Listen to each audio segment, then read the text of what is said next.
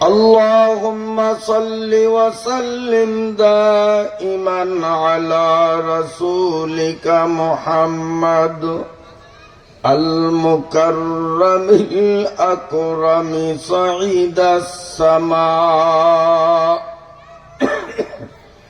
وعلى آله الصلحاء السعداء. اللهم صل على محمد وعلى آل محمد كما صليت على إبراهيم وعلى آل إبراهيم إنك حميد مجيد. اللهم بارك على محمد وعلى آل محمد كما باركت على إبراهيم وعلى آل إبراهيم إنك حميد مجيد.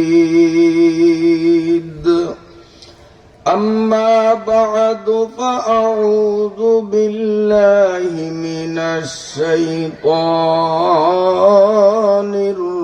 الرجيم. بسم الله الرحمن الرحيم.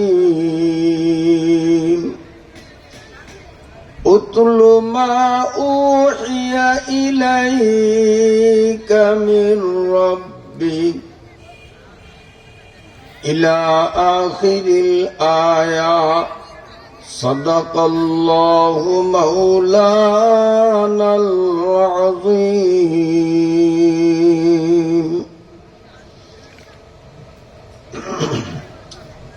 ভোলা পুরাতন bus stand চত্বরে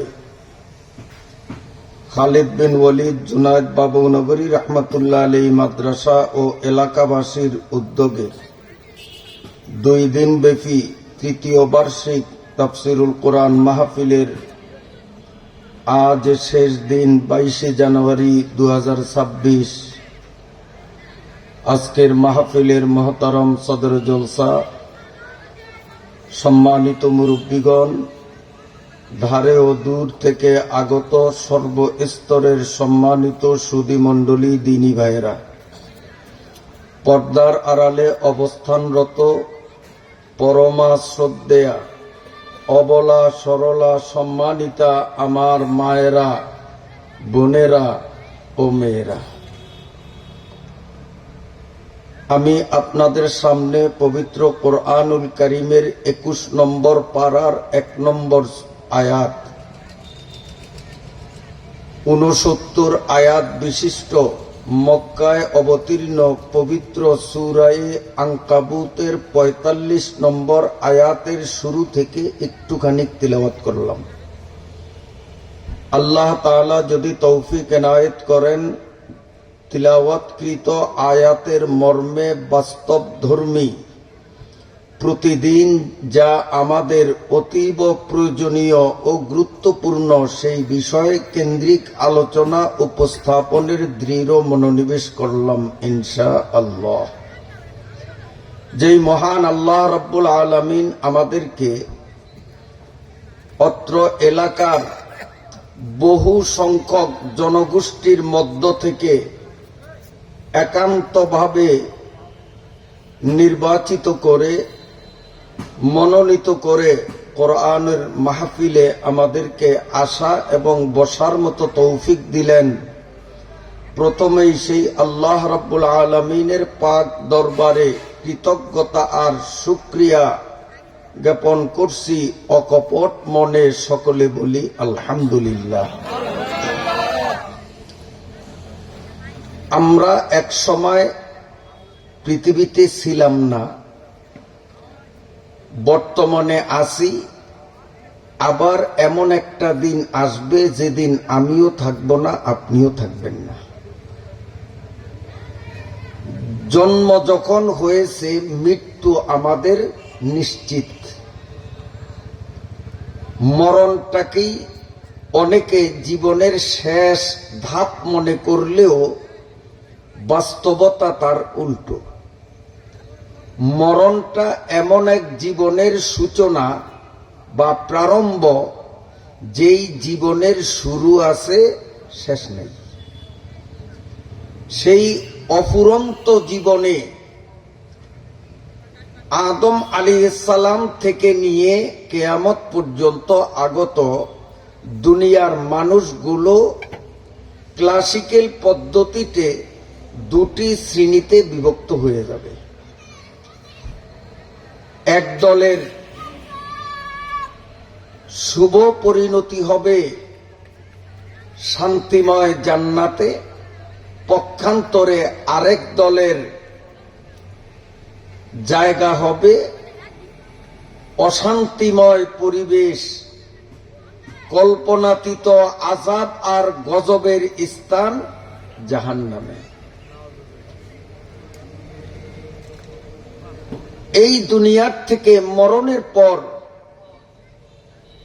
জাহান্নাম থেকে যদি বাঁচতে চাই আর জান্নাত লাভে নিজেকে ধন্য বানাতে চাই, এর জন্য রাসূলুল্লাহ সাল্লাল্লাহু আলাইহি ওয়াসাল্লাম আমাদেরকে নিশ্চয়তা দিয়েছেন, গ্যারান্টি দিয়েছেন, তোমরা যদি আমাকে দুটি জিনিসের দায়িত্বভার নেয়ার কথা ঘোষণা করতে পারো, তা আমি রাসূল তোমাদেরকে নিশ্চয়তা দিলাম, তোমাদেরকে জান্নাতে পৌঁছানো, জাহান্নাম থেকে মুক্ত করিয়ে জান্নাতে পৌঁছে দেওয়ার দায়িত্ব আমি রাসূল নিজে নিলাম।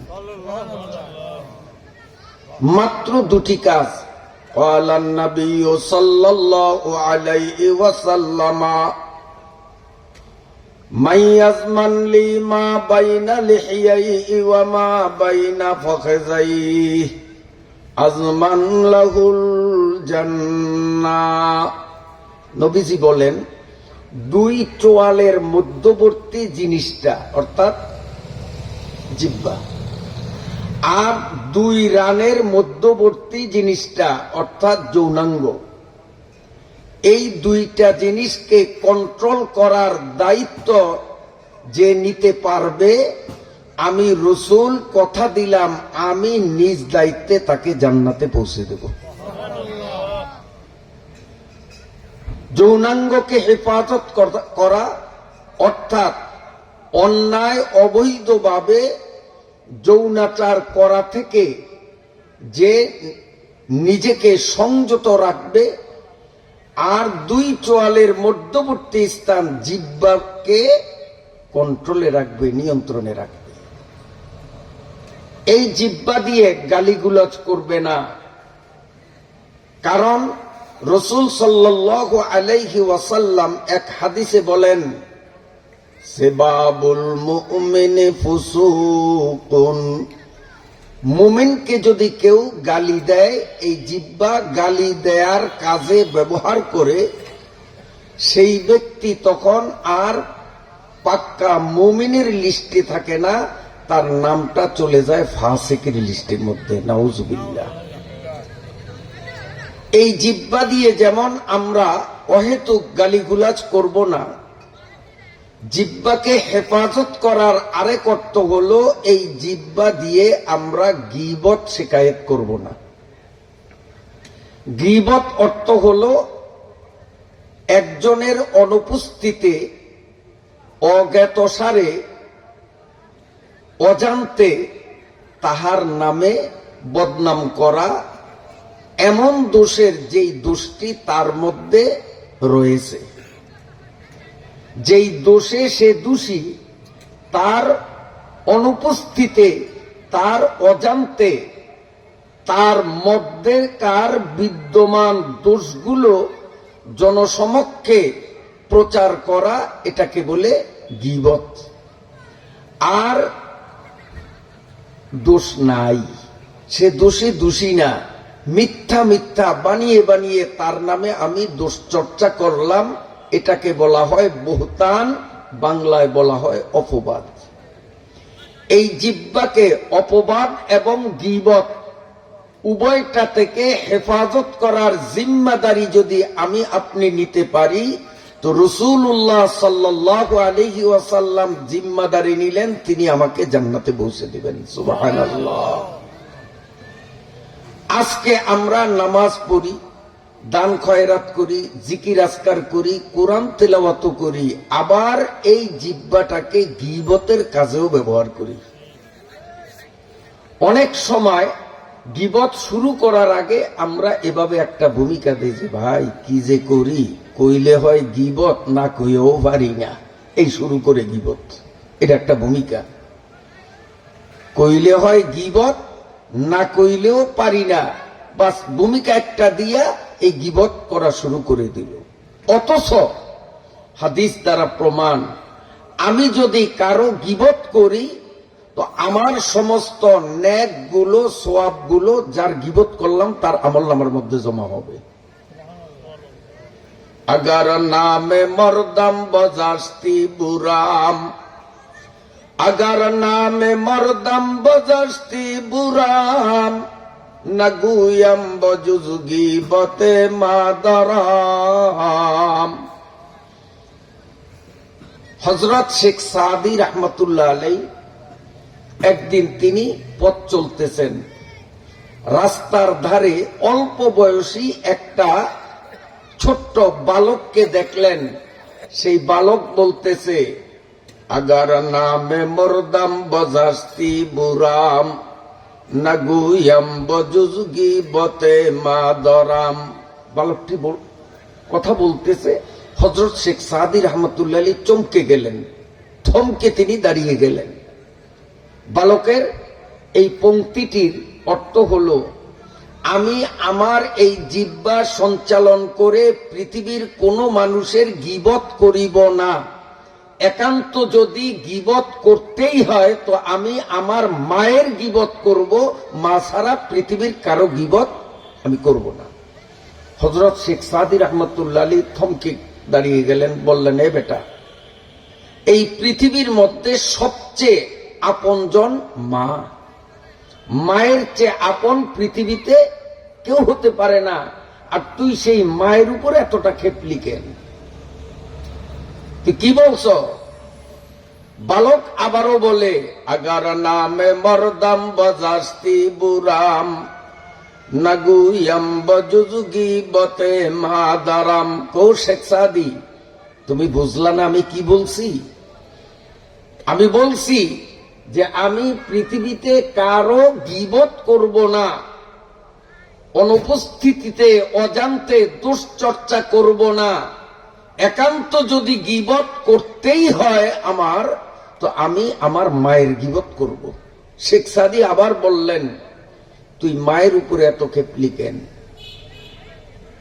বালক বলে, এতদিন শুনছি আপনি নাকি পৃথিবীর সবচেয়ে জ্ঞানী, গুণী, বুদ্ধিমান, সাহিত্যিক, পণ্ডিত।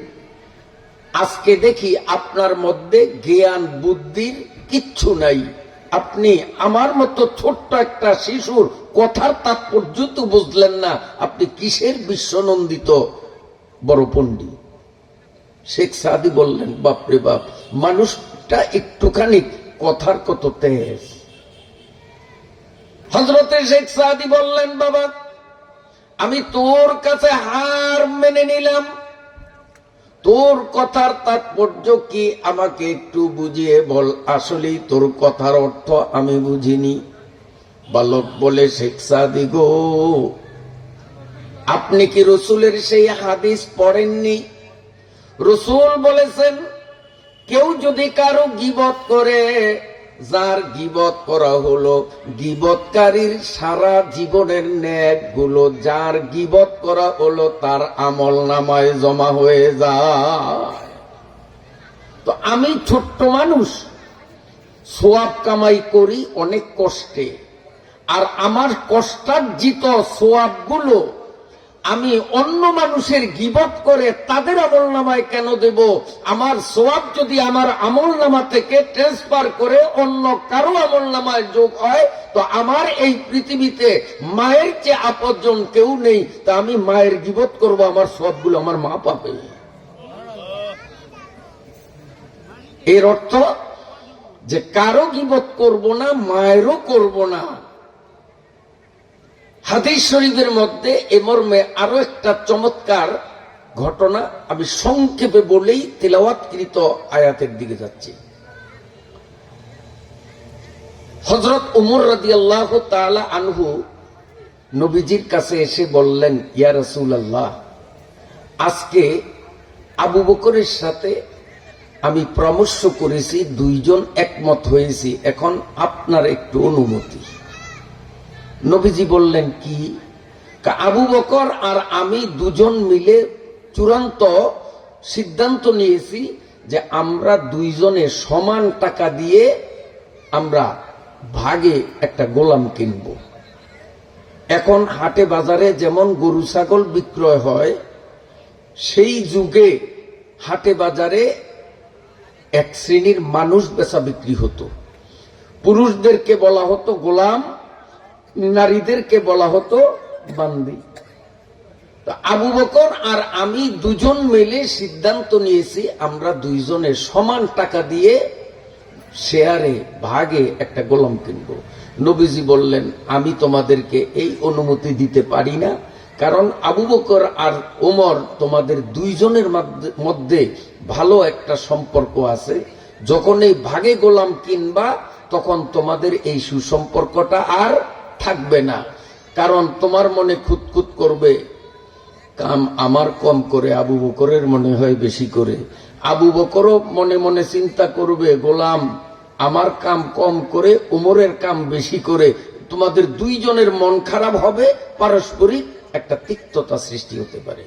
হযরত ওমর বললেন, ইয়া রাসূলুল্লাহ, না, তিক্ততার কোনো সুযোগ নেই। কেন? কিভাবে?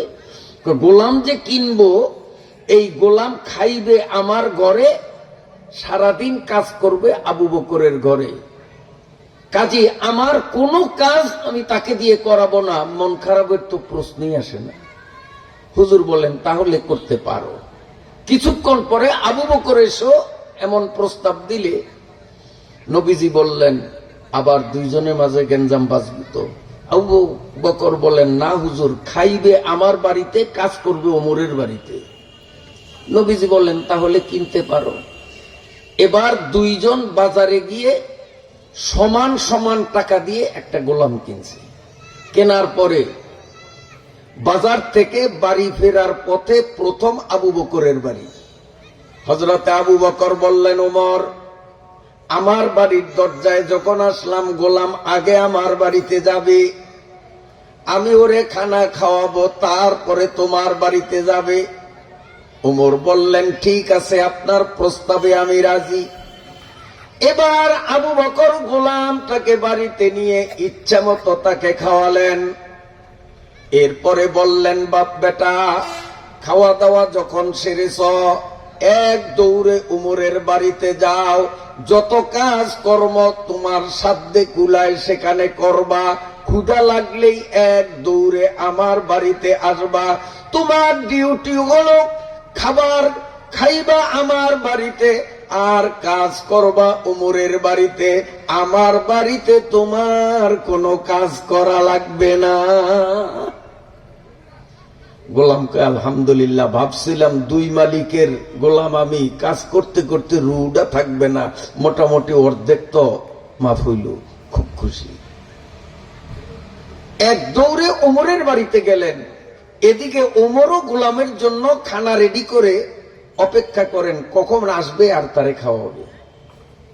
গোলাম হাজির। গোলাম বলেন, এত খাবার কার জন্য? আমার তো খাবার শেষ হয়ে গেছে।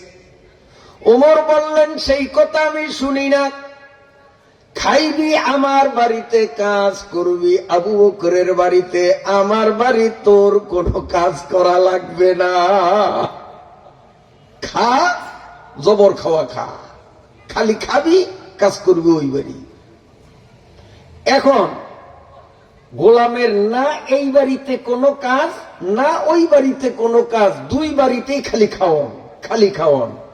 অল্প দিনের মধ্যে এটা ব্রয়লার মুরগির মতো মোটা হয়ে গেছে। খালি খায়, কোনো কাজ তো নাই, খুব মোটা হয়েছে। রাসূলুল্লাহ সাল্লাল্লাহু আলাইহি ওয়াসাল্লাম গোলাম রেডেকে বললেন, কিরে বেটা, দুই মালিকের গোলাম, কি অবস্থা? কা হুজুর, এই বাড়ি তো খাওন, ওই বাড়ি তো খাওন, দেখেননি কি ফোলা ফুলছি। আমার মনে দুঃখ, আমি গোলাম, আমার নৈতিক দায়িত্ব হলো আমার মনিবের কাজ করা, কিন্তু এমনই যে হতভাগ্য আমি, না এই বাড়িতে আমার কোনো কাজ করতে হয়, না ওই বাড়িতে কোনো কাজ করতে হয়, কোনো সুযোগই আমার দেয় না, খালি খাওন। আল্লাহর পয়গম্বর বলেন, গোলাম, তোর মনের দুঃখ, মালিকের খেদমত করতে পারলি না, আজকে একটা সুযোগ আছে, দুই মালিকের খেদমত করবি। হুজুর তাড়াতাড়ি বলেন। হুজুর বলেন, ওমর আর আবু বকর আরো কয়েকজন সাহাবী নিয়ে আমি এক জায়গায় সফরে যাব। তুই আবু বকরের বিছনা আর ওমরের বিছনা দুইটা তুই বহন করবি, অন্তত এতটুকুন হলেও তো দুই মালিকের খিদমত মোটামুটি হবে। পারবি তো? কাহা হুজুর, পারবো। গোলাম এক দৌড়ে আবু বকরের বাড়িতে গেলেন। হযরতে আবু বকর দুইটা গাঁটটি নিজের কাঁধে নিলেন, গোলাম টানতেছে, জনাব আমারে দেন। আবু বকর বলেন, না, তোরে তো আগেই বলেছি খাইবি আমার কাছে, কাজ করবি ওমরের বাড়িতে। এই বিছনা একটা আমার, একটা তোর, বিছনা আমি বহন করব। পারবি না? তুই ওমরের বাড়িতে যা, ওমরের বিছনা নে। গোলাম ওমরের বাড়িতে গেল, যাইয়া দেখে ওমর বিছনা দুইটা কাঁধের উপর নিয়ে রওনা। গোলাম বলে, জনাব আমার কাঁধে চড়িয়ে দেন। উমর বলেন, না, তোরে তো আগেই বলেছি খাবি আমার ঘরে, কাজ করবি আবু বকরের ঘরে। আবু বকরের বিছনা কাঁধে নে, আমার বিছনা নেয়া লাগবে না, বরং তোর বিছনাও আমি উমর বহন করব। গোলাম এক দৌড়ে নবীদের কাছে গিয়ে বললেন, ইয়া রাসূলুল্লাহ, ভাবছিলাম আজ দুই মালিকের সামান্যতম হলেও কিছু খিদমত আমার কপালে জুটবে, তাও হলো না, আমি বঞ্চিত। এই ঘটনা নবীজি সাল্লাল্লাহু আলাইহি ওয়াসাল্লাম বললেন, গোলাম রে,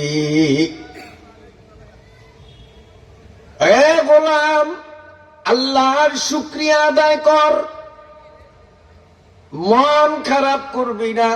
মালিকের কাজ ফাঁকি দেওয়ার মতো এমন কুনিয়ত তোর মধ্যে ছিল না, তোর নিয়ত ভালো, অতএব মালিকদের খিদমত না করলেও খিদমতের সওয়াব পাবি। তার কারণ আল্লাহ মানুষের অন্তর দেখে। ইন্নাল্লাহা লা ইয়ানজুরু ইলা সুওয়ারিকুম ওয়ালাকিন ইয়ানজুরু ইলা কুলুবিকুম ওয়া আমালিকুম। আল্লাহ বান্দার নিয়ত আর আমলের দিকে তাকান। আমার ভাইরা, বাবাজিরা, এবার আবু বকরও দুই বিছনা, একটা নিজের আর একটা গোলামের। উমরও দুই বিছনা নিয়ে গেলেন সফরে, গোলামের কাছে দিল না। চলতে চলতে চলতে চলতে যখন রাত্রি হয়ে গেল,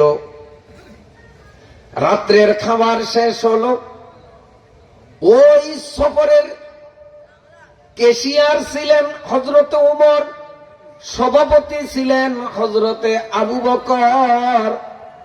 সব সাহাবীরা খাওয়া দাওয়া সেরে নবীজি সাল্লাল্লাহু আলাইহি ওয়াসাল্লাম সহ সবাই যখন বিছনা পেতে ঘুমিয়ে গেলেন, আবু বকর ওমর দুইজনে বসলেন হিসাব নিকাশ কষার জন্য, যে আমাদের সফরে কত টাকা আয় হলো, কত টাকা ব্যয় হলো, ব্যালেন্স কত আছে, দুইজনে হিসাবে বসলেন। আল্লাহ পাকের নবী ডাক দিয়া বললেন, হে গোলাম, এককভাবে যখন দুই মালিকের এক মালিকেরও খিদমত করতে পারো না, এবার একত্রে দুই মালিকের একটু খিদমত করার সুযোগ এসেছে। গোলাম বলে, হুজুর কি, আমাকে তাড়াতাড়ি বলুন। আল্লাহর নবী বলেন, তুমি একটা হাত পাখা নিয়ে দুইজনের মাঝখানে বসে হাত পাখা দিয়ে এইভাবে তুমি বাতাস করতে থাকো। ওমরের গায়েও বাতাস লাগবে, আবু বকরের গায়েও লাগবে। এখানে আর ঠেলাঠেলি করতে পারবে না, কারণ দুজনের গায়ে তোমার বাতাস লাগবে।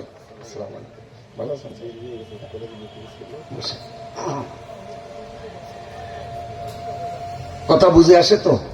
এই তো শেষ, এরপরেই আয়াতে যাইতেছি। শিক্ষণীয় অনেক কিছু আছে এই হাদিসের মধ্যে।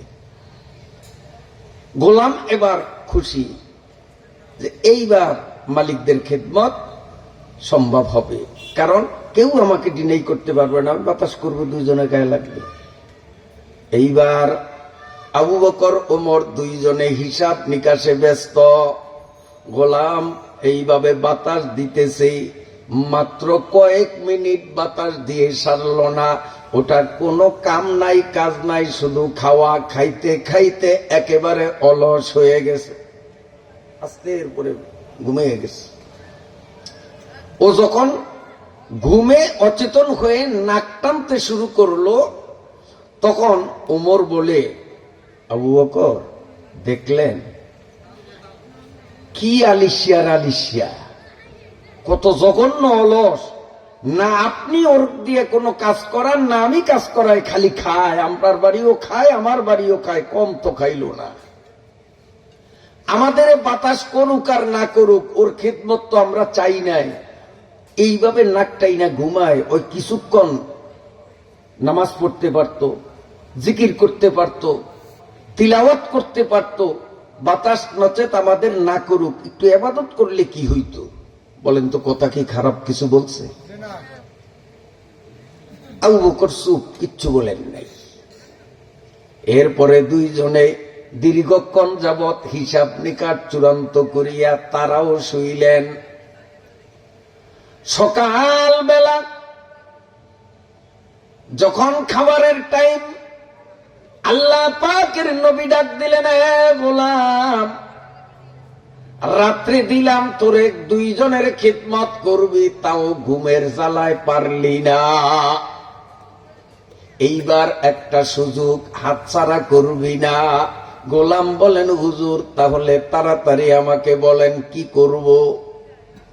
নবীজি বললেন, আজকের খানা পরিবেশনের দায়িত্বভার তোরে দেব।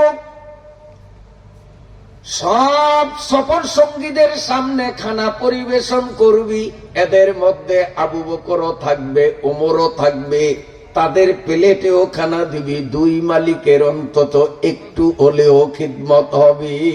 হুজুর রাজি আছি। এত সহজ, কঠিন কিছু না। আল্লাহর নবী বলেন, তবে কথা হলো প্রত্যেকের প্লেটে গোশত দিবি, রুটি দিবি। আবু বকর আর ওমরের প্লেটে শুধু রুটি দিবি, গোশত দিবি না, খালি রুটি। যদি তোর সাথে চেঁচামেচি করে, আপত্তি করে, তো তুই খালি বলবি যে আপনাদেরকে গোশত না দিয়ে শুধু রুটি দিলাম, এটা আমার কিছু না, নবীজির নির্দেশ। কিছু বলার থাকলে নবীজিরই বলেন। পারবি তো? হুজুর পারবো। এবার গোলাম প্রত্যেকের প্লেটে গোশত আর রুটি। আবু বকরের কাছে গেল, শুধু রুটি, গোশত দিল না। উমরের প্লেটও শুধু রুটি, গোশত দিল না।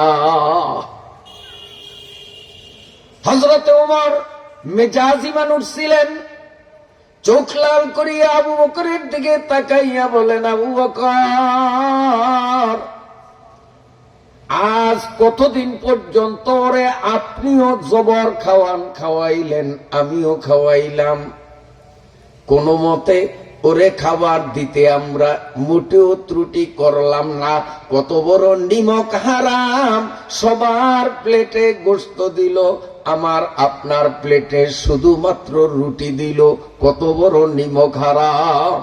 গোলাম শুনছে, শুই নাই কয়, আপনারা আমাকে নিমক হারাম বলবেন না, আমি নিজের ইচ্ছাই করিনি, নবীজির নির্দেশ, তাই আমি এমনটি করেছি। কিছু বলার থাকলে নবীজিকে বলেন। আবু বকর নরম তবিয়তের মানুষ, শান্ত প্রকৃতির মানুষ, তিনি বললেন চুপ, নবীজির ফয়সালা যখন, আজকে শুধু রুটি খাবো, গোশত খাবো না। উমর তো একটু বেজাজি, উনি থেমে থাকতে পারলেন না। উনি চোখ লাল করে নবীজির কাছে গেলেন, ইয়া রাসূলুল্লাহ, ঘটনা কি? আমাদেরকে গোশত দিতে নিষেধ করছেন বলে আপনি? হ্যাঁ, নিষেধ করেছি। কেন? সবাই যে হারে টাকা দিছে, আমরাও তো সে হারে টাকা দিছি। সবার খাওয়ার ধরন এক, আমার খাওয়ার ধরন অন্যরকম কেন হবে? আমি কি টাকা কম দিছি? আল্লাহ পাকের নবী বলেন, ও ওমর, আমি মুহাম্মদ নিজে কিছু করিনি, উপর থেকে ইশারা, ওয়া মা ইয়ানতিকু আনিল হাওয়া ইন হুয়া ইল্লা ওয়াহয়ুন ইউহা। মুহাম্মদ হারগিজ না গুপ্তা, তা না গুপ্তা জিবরাইল, জিবরাইল হারগিজ না গুপ্তা, তা না গুপ্তা রব জলিল। নবীজি বলেন, জিবরাইল আল্লাহর তরফ থেকে এসে আমাকে সংবাদ দিয়ে গেছেন, গত রাত্রে নাকি তোমরা দুইজনে গোশত খেয়েছো। গত রাত্রে সবাই শুধু রুটি খাইছে, গোশত রান্না হয়নি, কিন্তু তোমরা গুজবে দুইজনে গোশত খেয়েছো। জিবরাইল আমাকে বলেছেন এই বেলা যেন তোমাদেরকে গোশত দেওয়া থেকে বিরত থাকি।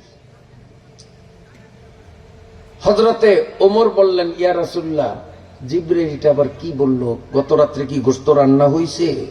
তা আমরা চুপিসারে কেমনে খাইলাম? যদি গোশত রান্না করা থাকতো তো বলা যেত, সবাই যখন নিদ্রায় বিভোর, আবু বকর আমি চুরি করে চুপিসারে গোশত খাইছি, গোশত রান্নাই তো হয় নাই। কি বলছে জিবরাইল? নবীজি বলেন, আমিও কিং কর্তব্য বিমূঢ়, গত রাত্রে গোশত রান্না করা হয়নি, তারপরেও আবু বকর, হযরতে জিবরাইল কেন আমাকে বললেন তোমরা দুইজনে গোশত খেয়েছো? বিষয়টা আমারও বুঝে ধরে না। আর জিবরাইল তো এমনই এক ব্যক্তি যে মিথ্যা বলতে জানে না। লা ইয়াসুনাল্লাহ কাত, ফেরেশতারা এমনই এক জাতি যারা অন্যায় করতে পারে না। আর মিথ্যা তো জঘন্য অন্যায়, এই অন্যায় তো ফেরেশতা করতে পারে না। ব্যাপারটা কি? আচ্ছা, তোমাদের গত রাত্রের পুরা কারগুজারিটা, রাত্রটা কিভাবে অতিবাহিত হলো আমার একটু শোনাও দেখি, এর মধ্যে কোনো তথ্য পাওয়া যায় কিনা। এবার ওমর বলেন, ইয়া রাসূলুল্লাহ, আপনারা সবাই শুয়ে পড়ছেন, আমি আর আবু বকর হিসাব নিয়ে বসলাম। আমরা ওরে বলিনি, ও নিজের থেকেই একটা পাখা এনে আমাদের দুজনকে বাতাস দিতেছে। 2-4 বার বাতাস দিয়া সারল না, আস্তের পরে শুয়ে ঘুমাইল। তখন আমি বলছিলাম, কি আলিশিয়ার আলিশিয়া, শুয়ে পড়লো, কোথায় বালিশ কোথায় বিছনা। কিছু টাইম নামাজ কালাম পড়তে পারতো, ইবাদত বন্দেগী করতে পারতো, এত লম্বা রাত। আল্লাহর নবী বলেন, কি আবু বকর? কাজী ওমর এই কথা বলছে, তুমি? আমি শুধু শুনিয়া রইছি, চুপ রইছি, আমি কিচ্ছু বলি নাই। আল্লাহর নবী বললেন, ও ওমর, আর বলা লাগবে না, তথ্য পাওয়া গেছে। গোলামের সমালোচনা করেছিলা, গোলামের গীবত করেছিলা, গোলাম তখন নিদ্রায় অচেতন। আমি নবী তোমাদেরকে ইতিপূর্বেই বলেছি, গীবত করা মানে নিজের মরা ভাইয়ের গোশত খাওয়া। তোমরা রাত্রে গোলামের গীবত করছো, গীবত করা মানে গোশত খাওয়া। এই জন্যই জিবরাইল আমাকে বলছেন রাত্রে এরা দুইজনে গোশত খাইছে। আবু বকর কেন প্রতিবাদ করলো না গীবতের? গীবত করলো আর কান পেতে শুনে রইলেন, তার প্রতিকারের কোনো ব্যবস্থা করলেন না। সাম্মাউনা লিল কাযিবে, অন্যায় কথা যে শোনে, বলনে ওয়ালার যেই গুনাহ, শ্রবণকারীরও একই গুনাহ। এজন্য জান্নাতে যদি যাইতে চাই তো আমাদের দুইটা জিনিসকে নিয়ন্ত্রণ করলে নবীজি নিজ দায়িত্বে আমাদেরকে জান্নাতে নেয়ার ঘোষণা দিয়েছেন। একটা হলো জিহ্বাকে নিয়ন্ত্রণ করা, গীবত, শিকায়েত, গালিগুলাজ এর দ্বারা না করা। দ্বিতীয়ত যৌনাঙ্গকে সংযত রাখা, অন্যায় ভাবে যৌনাচারের কোন সুযোগ যেন আমাদের দ্বারা না হয়। আল্লাহ তাআলা আমাকে আপনাকে সকলকে এই দুইটা দায়িত্ব নেয়ার শতভাগ সুযোগ করে দেন, তৌফিক দিয়ে দেন। সবাই বলি আমিন। قال الله تعالى في كلامه